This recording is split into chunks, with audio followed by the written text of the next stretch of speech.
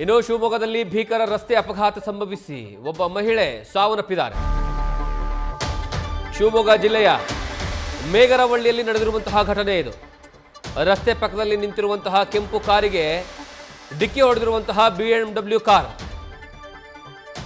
ಡಿಕ್ಕಿಯ ರಭಸಕ್ಕೆ ಎರಡು ಕಾರುಗಳು ಜಖಮಾಗ್ತವೆ. ಕಾರಿನಲ್ಲಿರುವಂತಹ ಅಶೋಕ್ ದಂಪತಿಗೆ ಗಾಯಗಳಾಗುತ್ತೆ. ಚಿಕಿತ್ಸೆಗಾಗಿ ಗಾಯಾಳುಗಳನ್ನು ಮಣಿಪಾಲ ಆಸ್ಪತ್ರೆಗೆ ಈಗಾಗಲೇ ರವಾನೆ ಮಾಡಲಾಗಿದೆ. ಚಿಕಿತ್ಸೆ ಫಲಕಾರಿಯಾಗದೆ ಮಲ್ಲಿಕಾ ಅನ್ನುವಂತಹ ಮಹಿಳೆ ಸಾವನ್ನಪ್ಪಿದ್ದಾರೆ. ಈ ಪ್ರಕರಣ ಆಗುಂಬೆ ಪೊಲೀಸ್ ಠಾಣಾ ವ್ಯಾಪ್ತಿಯಲ್ಲಿ ನಡೆದಿದ್ದು FIR ದಾಖಲಾಗಿದೆ. ನೀವೇನು ನೋಡ್ತಾ ಇದ್ದೀರಲ್ಲ, ಆ ಮಹಿಳೆ ಮಲ್ಲಿಕಾ ಸಾವನ್ನಪ್ಪಿದ್ದಾರೆ. ಇನ್ನೊಂದು ಕಡೆಗೆ ಅಪಘಾತ ಆಗಿರುವಂತಹ ಕಾರಿನ ದೃಶ್ಯಾವಳಿಗಳನ್ನು ನೋಡ್ತಾ ಇದ್ದೀರ. ಎರಡು ಕಾರುಗಳು ಸಂಪೂರ್ಣವಾಗಿ ಜಖಮಾಗ್ಬಿಟ್ಟಿದ್ದಾವೆ. ಒಂದು BMW ಕಾರ್, ಮತ್ತೊಂದು ಈ ಮಲ್ಲಿಕಾ ಮತ್ತು ದಂಪತಿ ಇರುವಂತಹ ಕಾರ್ ಅಶೋಕ್. ಇವರಿಬ್ಬರೂ ಸಹ ಆ ಏಕಾಏಕಿ ಆ ರಸ್ತೆ ಪಕ್ಕದಲ್ಲಿ ನಿಂತಿರುವಂತಹ ಕೆಂಪು ಬಣ್ಣದ ಕಾರ್ಗೆ ಒಂದು ಡಿಕ್ಕಿ ಹೊಡಿತೆ BMW ಕಾರು. ಆ ಸಂದರ್ಭದಲ್ಲಿ ತೀವ್ರವಾಗಿ ಗಾಯಗೊಳ್ಳುತ್ತಾರೆ. ಅದಾದಮೇಲೆ ಮಲ್ಲಿಕಾ ಅವರನ್ನು ಮತ್ತು ಅವರ ಗಂಡ ಅಶೋಕ್ ಅವರನ್ನು ಇಬ್ಬರನ್ನೂ ಸಹ ಮಣಿಪಾಲ್ ಆಸ್ಪತ್ರೆಗೆ ಶಿಫ್ಟ್ ಮಾಡುವಂತಹ ಕೆಲಸವನ್ನು ಮಾಡಲಾಗುತ್ತೆ. ಆದರೆ ಘಟನಾ ಸ್ಥಳದ ರಭಸ ಮತ್ತು ಅದರ ತೀವ್ರತೆಯನ್ನು ನೀವು ನೋಡಿದ್ರೆ ಗೊತ್ತಾಗುತ್ತೆ ಕಾರ್ ಯಾವ ಮಟ್ಟಕ್ಕೆ ಸಂಪೂರ್ಣವಾಗಿ ಜಖಮಾಗಿದೆ ಅಂತ. ಮಲ್ಲಿಕಾ ಸಾವನ್ನಪ್ಪಿದ್ದಾರೆ.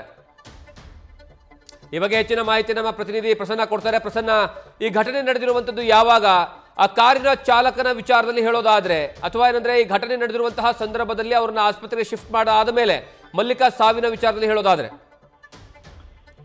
ಜಗದೀಶ್, ಏನು ಶಿವಮೊಗ್ಗದಿಂದ ಅಂದ್ರೆ ಶಿವಮೊಗ್ಗ ಮತ್ತೆ ಆಗುಂಬೆ ನಡುವೆ ಅದರಲ್ಲೂ ವಿಶೇಷವಾಗಿ ತೀರ್ಥಹಳ್ಳಿ ಮತ್ತೆ ಆಗುಂಬೆ ನಡುವೆ ಬರುವಂತಹ ಮೇಗರಹಳ್ಳಿ ಅನ್ನೋ ಒಂದು ರಾಷ್ಟ್ರೀಯ ಹೆದ್ದಾರಿ ಏನ್ ಬರುತ್ತೆ, ಆ ಒಂದು ಮೇಗರಹಳ್ಳಿ ಅನ್ನೋ ಪ್ರದೇಶದಲ್ಲಿ ಇವತ್ತು ಬೆಳಗ್ಗೆ ನಡೆದಂತಹ ಒಂದು ದುರ್ಘಟನೆಯಲ್ಲಿ ಮಲ್ಲಿಕಾ ಅಂತ ಹೇಳ್ಬಿಟ್ಟು ಒಂದು ಮಹಿಳೆ ಅವರು ತೀವ್ರವಾಗಿ ಗಾಯಗೊಂಡು ನಂತರ ಮಣಿಪಾಲ್ ಆಸ್ಪತ್ರೆಗೆ ಚಿಕಿತ್ಸೆಗೋಸ್ಕರ ಕರ್ಕೊಂಡು ಹೋಗುವಂತ ಸಂದರ್ಭದಲ್ಲಿ ಅವರು ಆಸ್ಪತ್ರೆಗೆ ಕರ್ಕೊಂಡು ಹೋಗುವಂತ ಸಂದರ್ಭದಲ್ಲಿ ಮೃತಪಟ್ಟಿರುವಂತದ್ದು. ಯಾಕೆಂದ್ರೆ ಅವರಿಗೆ ತಲೆಗೆ ಬಲವಾದ ಪೆಟ್ಟು ಬಿದ್ದಿತ್ತು. ಹಾಗಾಗಿ ಚಿಕಿತ್ಸೆ ಫಲಕಾರಿಯಾಗದೆ ಆ ಒಂದು ಇದಾಗತ್ತೆ, ಅಂದ್ರೆ ಅವರ ಒಂದು ಅವರು ಮೃತಪಡ್ತಾರೆ.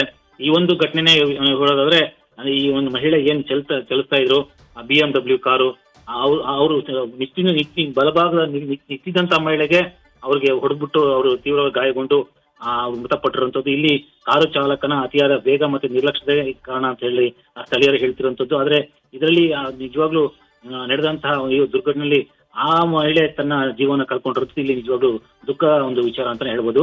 ಈಗಾಗಲೇ ಇದಕ್ಕೆ ಸಂಬಂಧಪಟ್ಟಂತೆ ಆಗುಂಬೆ ಠಾಣೆ ಪೊಲೀಸರು ಪ್ರಕರಣ ದಾಖಲಿಸಿಕೊಂಡು ತನಿಖೆಯನ್ನು ಮುಂದುವರಿಸಿರುವಂತದ್ದು. ಜಗದೀಶ್, ಥ್ಯಾಂಕ್ ಯು ಪ್ರಸನ್ನ, ನಿಮ್ಮೆಲ್ಲ ಮಾಹಿತಿಗಾಗಿ.